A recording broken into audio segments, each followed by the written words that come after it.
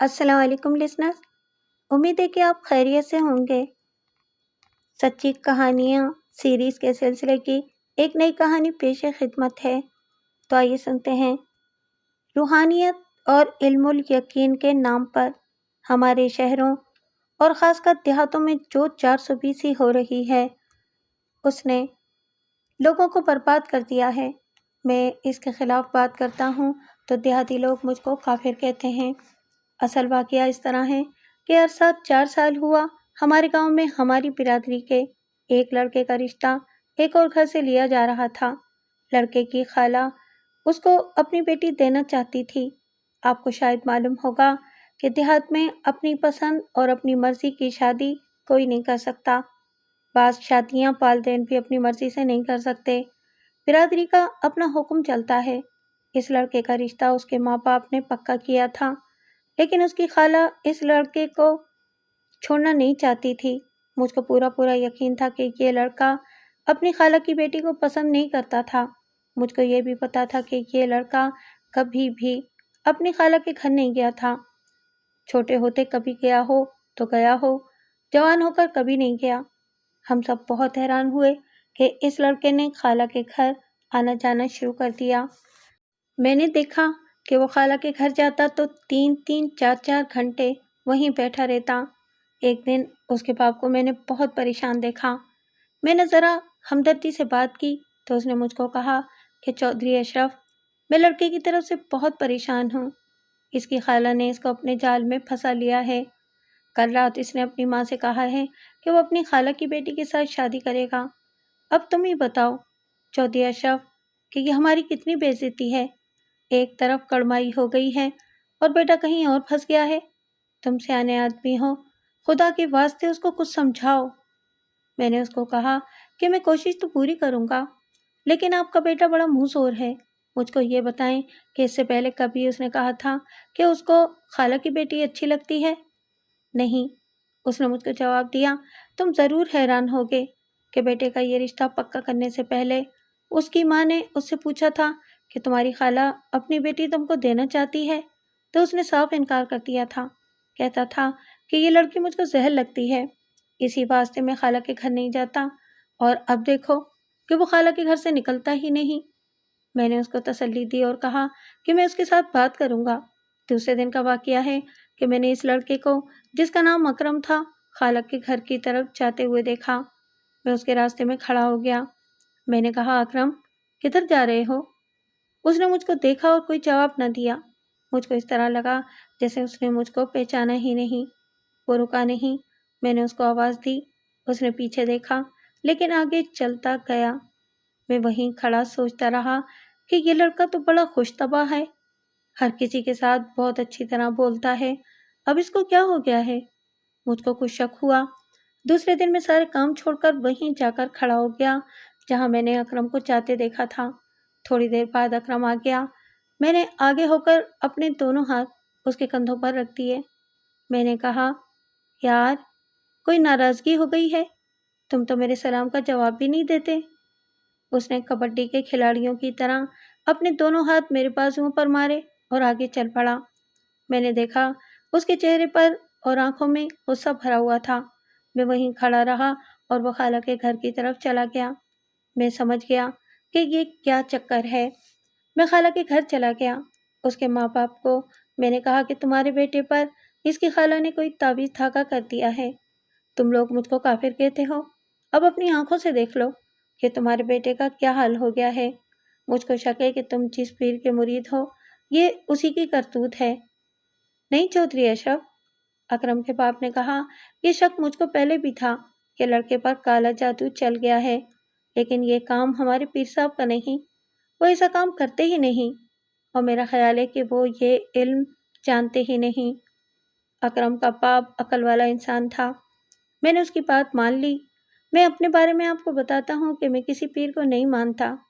میرا پیر خدا کا رسول صلی اللہ علیہ وآلہ وسلم ہے۔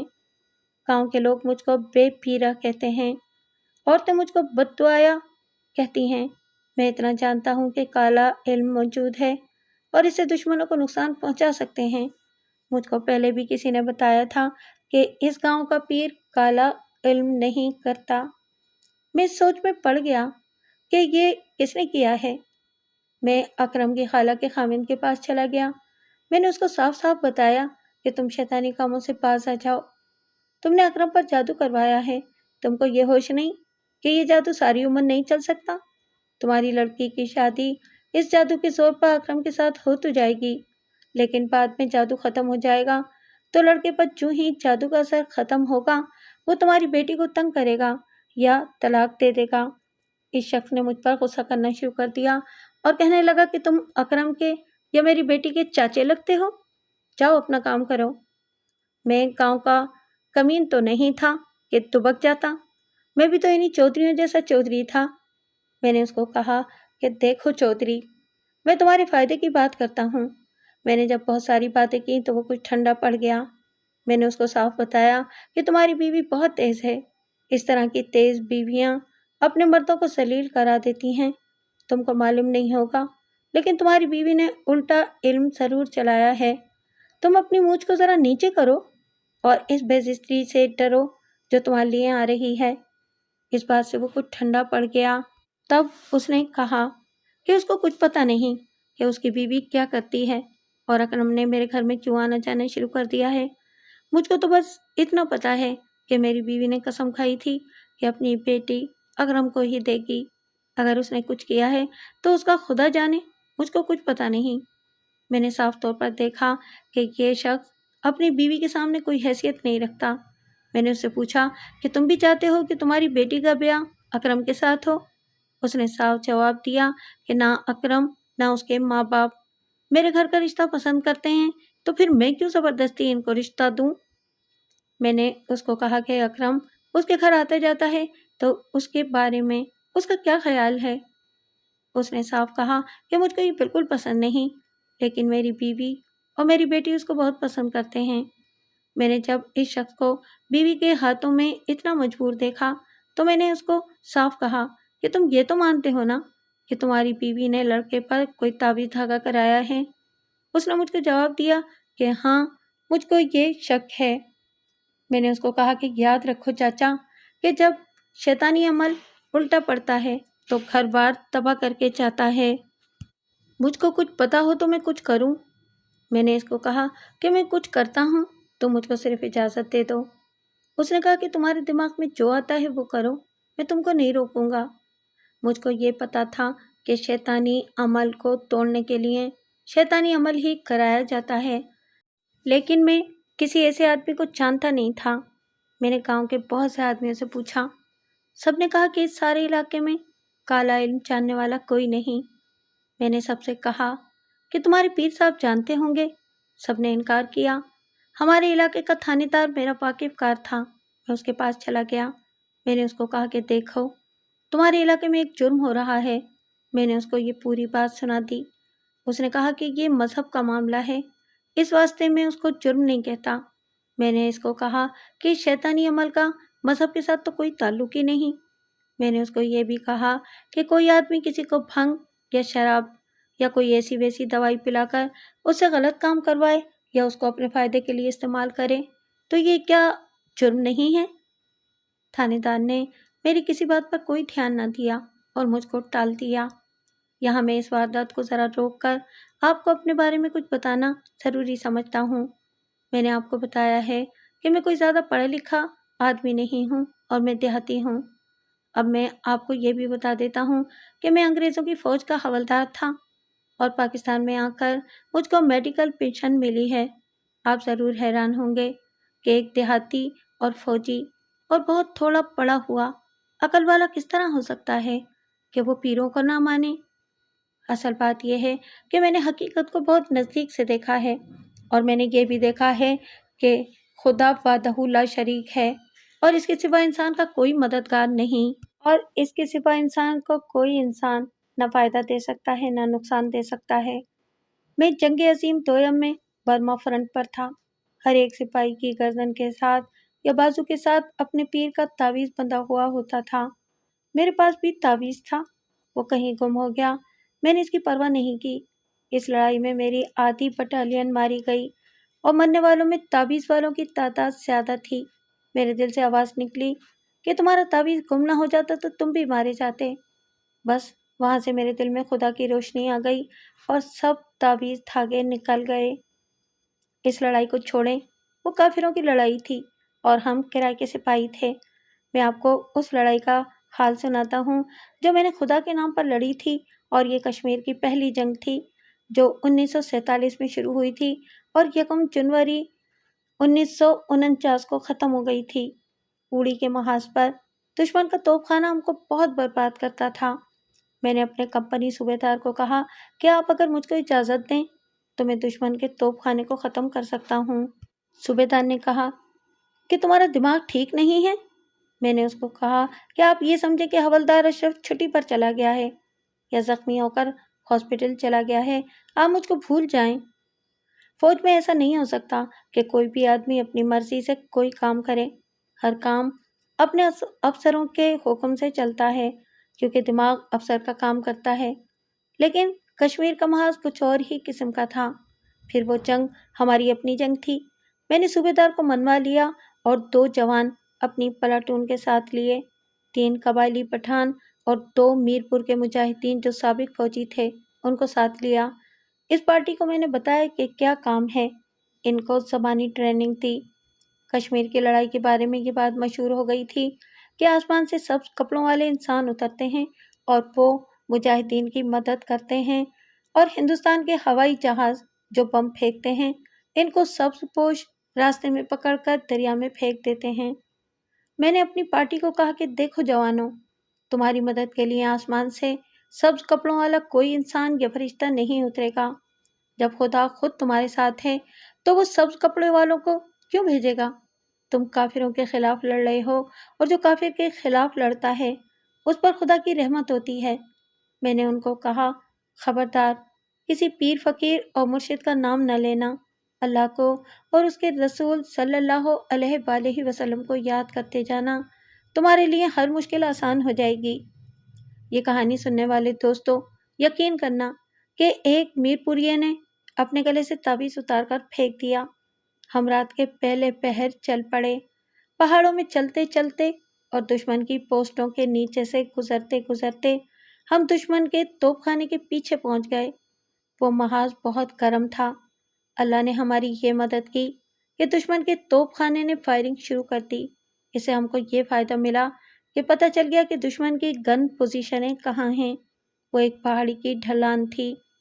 اس بات کو چھوڑیں کہ ہم پہاڑی کے اوپر کس طرح خاموشی سے چڑھ گئے۔ ہم اوپر سے نیچے آئے۔ میں نے پارٹی کو جوڑی جوڑی میں بانٹا ہوا تھا۔ میری گنتی یہ تھی کہ توپیں 6 ہیں۔ میری ایک جوڑی نے سب سے پہلے گرنیڈ پھینکا۔ گرنیڈ وہاں گرا جہاں توپ کے گولے رکھے ہوئے تھے۔ اتنی زور کا دھماکہ ہوا جس سے پہاڑی ہل گئی۔ اس کے بعد میں نے گرنیڈ پھینکا۔ اس گرنیڈ نے بھی وہی کام کیا۔ اس کے بعد مجھ کو پتہ نہیں کہ کتنے دھماکے ہوئے اور کیا ہوا۔ ہم اپنا کام کر کے وہاں سے نکلے۔ صبح اپنی پوزیشن میں پہنچ گئے۔ ہم اکیلے اکیلے آئے تھے۔ ایک جوان میری پلاٹون کا اور ایک سابق فوجی میرپور کا واپس نہ آ سکے۔ یہ پتہ چل گیا کہ 4 توپیں بالکل تباہ کر دی گئی ہیں۔ اس گن پوزیشن کو تباہ کر کے ہم نے بہت فائدہ اٹھایا۔ 5-6 دنوں کے بعد میرے بائیں بازو میں گولی لگی، مجھ کو پیچھے لے آئے۔ گولی کسی ایسی رگ کو کاٹ گئی کہ میرا بازو کوہنی سے اکڑ گیا اور بیکار ہو گیا۔ لیکن مجھ کو افسوس کی بجائے خوشی ہے کہ میں نے خدا کی خوشنودی کے لیے کچھ کیا ہے۔ میری روح ایسی روشن ہوئی کہ سب تعویذ دھاگے، وہم اور ڈھکوسلے ذہن سے نکل گئے۔ بس یہی وجہ ہے کہ میں ان دنیاوی چکر بازیوں کو کچھ نہیں سمجھتا۔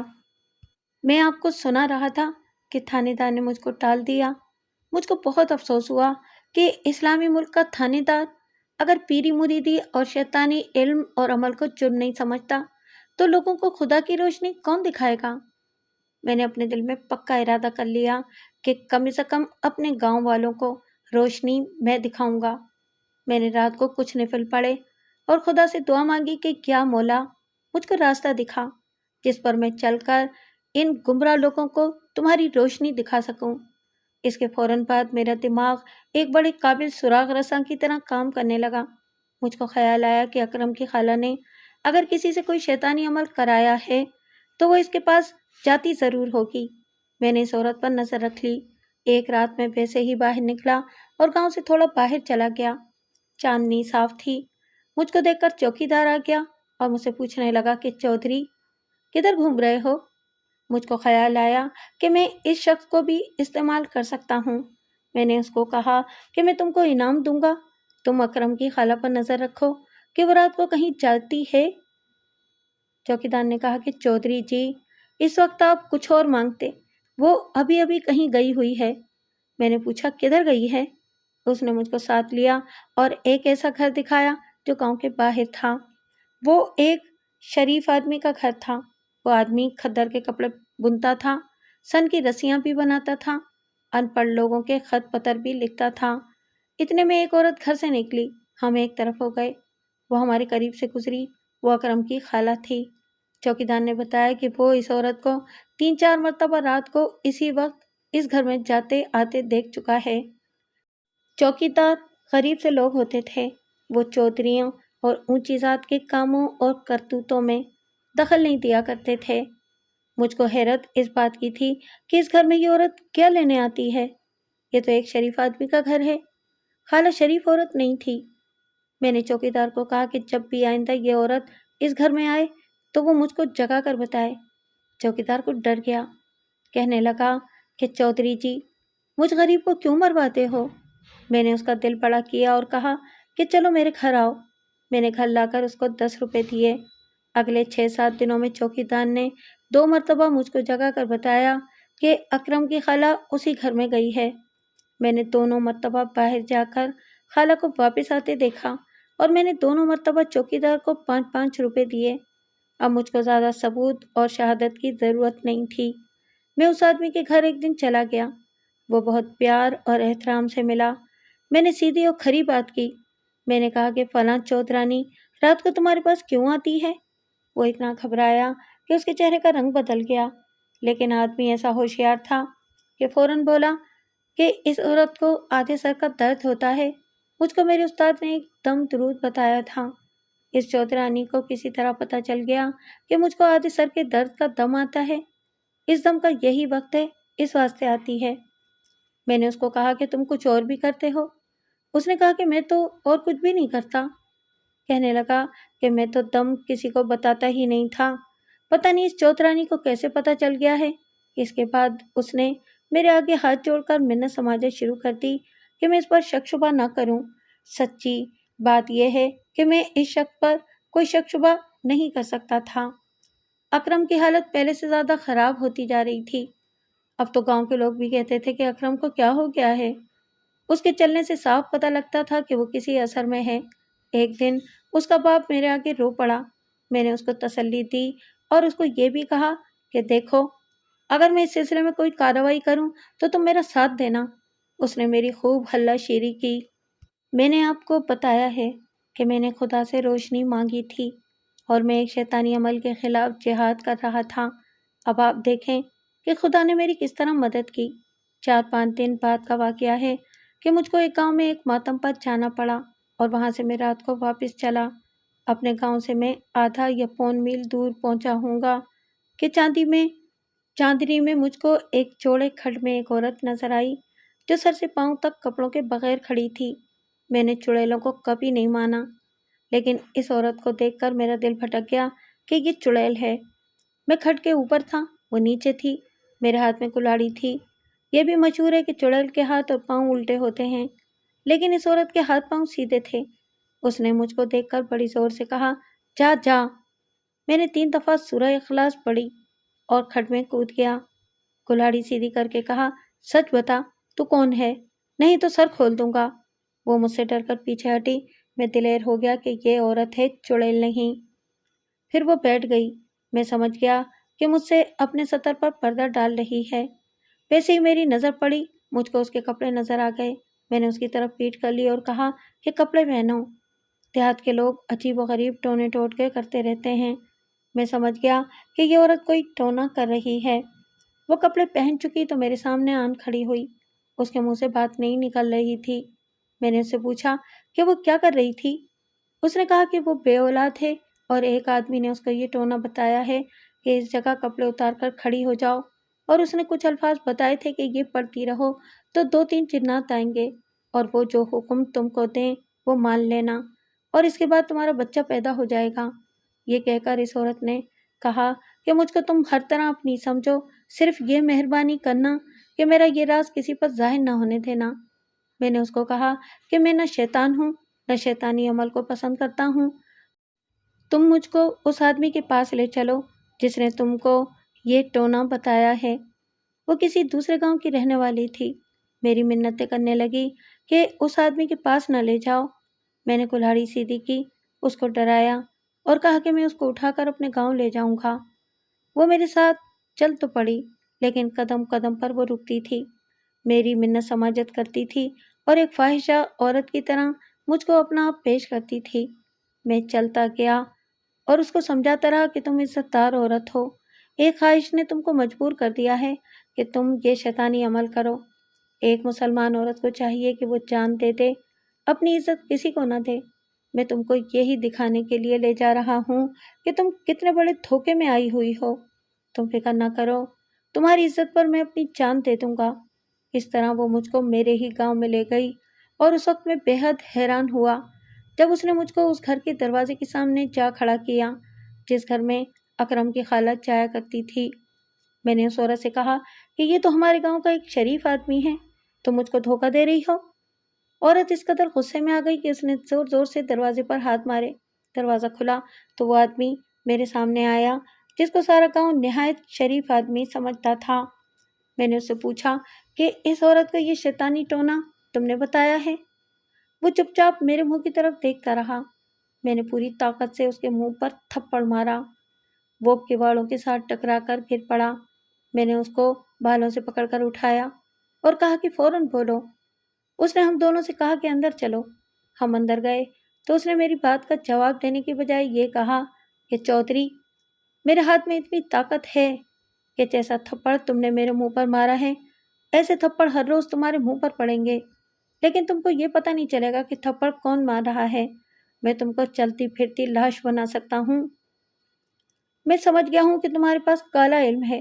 میں نے کہا میں تمہارے سامنے کھڑا ہو جاتا ہوں، تم اپنا علم مجھ پر چلاؤ، تم کو اجازت ہے، جو کچھ بھی کر سکتے ہو کرو۔ میں چارپائی سے اٹھ کر کھڑا ہو گیا اور دل ہی دل میں سورہ اخلاص کا ورد شروع کر دیا اور خدا پر توجہ اس طرح لگا لی جیسے یہاں میرے اور خدا کے سوا اور کوئی نہیں۔ وہ اٹھا اور اپنے دونوں ہاتھ میرے چہرے کے قریب کر کے کچھ منہ ہی منہ میں بولنے لگا۔ میں نے سورہ اخلاص کا ورد جاری رکھا۔ مجھ کو اچھی طرح معلوم تھا کہ وہ مجھ کو ہپنوٹائز کر رہا ہے۔ وہ بہت دیر اپنا عمل کرتا رہا۔ اس نے اپنے دونوں انگوٹھے میری کن پٹیوں پر رکھ کر دبائے، میری آنکھوں میں آنکھیں ڈالی، لیکن مجھ پر کچھ اثر نہ ہوا۔ مجھ کو یہ بھی پتہ نہ چلا کہ کتنے منٹ یا کتنے گھنٹے گزر گئے ہیں۔ آخر وہ تھک کر بیٹھ گیا۔ میں بھی چرپائی پر بیٹھ گیا۔ چودھری، اس نے کہا، مجھ کو معلوم نہیں تھا کہ تم بھی یہ علم جانتے ہو۔ تمہارا پیر استاد کون ہے؟ میں نے انگلی آسمان کی طرف کی اور چپ رہا۔ بولو چودھری، کیا چاہتے ہو؟ اس نے پوچھا۔ میں تم کو بہت شریف آدمی سمجھتا تھا۔ میں نے کہا اگر تمہارے دل میں یہ خواہش ہے کہ میں تمہارے ساتھ سوتے بازی کر کے چپ ہو جاؤں گا تو یہ خواہش دل سے نکال دو۔ میں تم کو سارے گاؤں میں ننگا کروں گا اور تم کو اس گاؤں سے نکلوا دوں گا۔ اس عورت کو دیکھو، یہ ایک شریف گھرانے کی عورت ہے۔ اگر میری جگہ کوئی اور ہوتا تو سوچو کہ وہ اس عورت کے ساتھ کیا سلوک کرتا۔ اس عورت کی جوانی اور خوبصورتی دیکھو، پھر یہ دیکھو کہ خدا نے مجھ کو کتنی طاقت دی ہے کہ میں اس عورت کو اپنی بیٹی اور بہن سمجھ کر یہاں لے آیا ہوں۔ تم پہلا کام یہ کرو کہ اکرم سے اپنا اثر آج رات ہی اتار دو۔ میں صبح اکرم کو صحیح حالت میں دیکھنا چاہتا ہوں۔ اگر تم نے یہ کام نہ کیا تو دوپہر سے پہلے پہلے تمہارے اس گھر کو آگ لگی ہوئی ہوگی۔ ایک تو میں گاؤں کے چودھری خاندان کا فرد تھا، دوسرے یہ کہ اس کو یقین ہو گیا تھا کہ میرے پاس بھی اسی جیسا کوئی علم ہے۔ میں نے اس کو بالکل نہ بتایا کہ میں تو اللہ کے کلام پر عقیدہ رکھتا ہوں اور وہی پڑھتا رہا ہوں۔ اس نے وعدہ کیا کہ صبح اکرم بالکل پہلی حالت میں آ جائے گا۔ میں نے اس عورت کو دیکھا کہ اس کے آنسو بہہ رہے تھے اور وہ چپ چاپ میرے منہ کی طرف دیکھ رہی تھی۔ مجھ کو خیال آیا کہ یہ تو گھر میں کسی کو بتائے بغیر آئی ہوگی، لیکن اس کو تو بہت دیر ہو گئی ہے، بیچاری پکڑی جائے گی۔ مجھ کو معلوم تھا کہ اس آدمی کی گھوڑی ہے۔ میں نے اسے کہا کہ اپنی گھوڑی فوراً مجھ کو دو۔ تھوڑے سے وقت میں وہ گھوڑی تیار کر کے لے آیا۔ میں گھوڑی پر سوار ہوا، اس عورت کو پیچھے بٹھایا اور گھوڑی دوڑا دی، اس کو اس کے گاؤں کے باہر اتارا اور واپس آ گیا۔ گھوڑی اس آدمی کو واپس کی اور اس کو ایک بار پھر دھمکی دی کہ وہ میرا کام کر دے۔ اس نے میری منت کی کہ میں اس کا یہ راز کسی کو نہ دوں۔ میں نے اس کو کہا کہ تم نے یہ کیا چکر چلا رکھا ہے؟ اس نے کہا کہ اس نے کسی وقت ایک سادھو محنت کی، بڑی خدمت کی تھی۔ اس نے خوش ہو کر اسے اپنی شاگردی میں بٹھا لیا اور یہ علم سکھا دیا۔ چودھری، اس نے کہا، اس گاؤں کی 3 عورتوں کے سوا اس راز سے کوئی بھی واقف نہیں۔ اب اگر تم میرے جسم کے ٹکڑے کر دو تو بھی ان 3 عورتوں کے نام نہیں بتاؤں گا، کیونکہ وہ تمہاری ہی برادری کی عورتیں ہیں۔ نہ پوچھو تو اچھا ہے، نہیں تو اس گاؤں میں بڑا خون خرابہ ہوگا۔ میں یہ وعدہ کرتا ہوں کہ اس گاؤں میں یہ کام نہیں کروں گا۔ میں نے خود نے بھی پوچھنا مناسب نہ سمجھا۔ میں اپنی برادری کو جانتا تھا۔ جب انسان گاؤں کا چودھری بن جاتا ہے تو وہ سمجھ لیتا ہے کہ اس کے لیے ہر گناہ معاف ہے۔ دوسرے دن میں گھر سے نکلا اور اکرم کے گھر کا رخ کیا۔ اکرم اپنے دروازے میں کھڑا تھا۔ مجھ کو دیکھ کر بڑی خوشی سے بولا، آؤ چاچا، کہاں چلے گئے تھے؟ تم تو اتنے دن نظر ہی نہیں آئے۔ اور وہ مجھ سے بغل گیر ہو گیا۔ میں نے اس سے پوچھا کہ تم کہاں چلے گئے تھے؟ اس نے کچھ پریشان سا ہو کر کہا کہ معلوم نہیں مجھ کو کیا ہو گیا تھا، کہ میں یہ بھی جانتا تھا کہ اس گاؤں میں چل پھر رہا ہوں، لیکن یہ بھی پتہ چلتا تھا کہ یہ کوئی اور دنیا ہے۔ سنا ہے کہ تم خالہ کی بیٹی سے شادی کر رہے ہو؟ میں نے پوچھا۔ یہ تمہیں کس نے بتایا ہے؟ اس نے حیران ہو کر کہا، میں سنکھیا کھا لوں گا، خالہ کی بیٹی کے ساتھ شادی نہیں کروں گا۔ اکرم اپنی اصلی حالت پر واپس آ گیا تھا۔ اس کی شادی وہیں ہوئی جہاں اس کے ماں باپ چاہتے تھے اور وہ ہر طرح صحیح رہا۔ اس عورت کی کہانی الگ تھلگ ہے جسے میں نے ٹونا کرتے پکڑا تھا۔ وہ پوری سنانے کی ضرورت نہیں، آپ کو اتنا بتا دیتا ہوں کہ اب اس کے 2 بچے ہیں، لیکن خاوند دوسرا ہے۔ میں نے ایک ڈرامہ کھیل کر پہلے خاوند سے اس کو طلاق دلوا دی تھی۔ اس عورت نے دوسری شادی کی تو اس کے 2 بچے پیدا ہوئے۔ لوگ اب بھی مجھ کو کافر ہی کہتے ہیں۔